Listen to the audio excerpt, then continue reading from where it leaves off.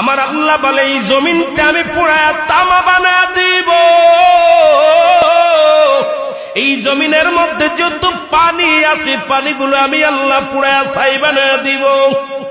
যেদিন কিচ্ছু বলতে কিচ্ছু থাকবে না, সেদিন থাকবে শুধু আমার আল্লাহ।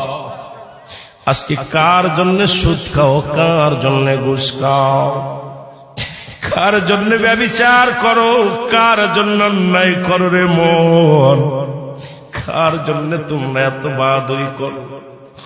আরে আজকে একটা কথা বলতে গেলে কষ্ট হয়। এই জমিনটা আল্লাহ পুরায়া তামা বানায়া দিবে। এই জমিনের মাটিগুলো পুড়ে হবে তামা, এই জমিনের যত পানি আছে পানিগুলো পুড়ে হবে ছাই। এই দুনিয়ার মধ্যে কিচ্ছু যেদিন থাকবে না, ওই তুরস্কের কত বাহাদুর, কত টাকাওয়ালা মিনিটের মধ্যে 30 সেকেন্ডের ভূমিকম্পে পথের ফকির হয়ে গেছে, রাস্তার ভিখারি হয়ে গেছে।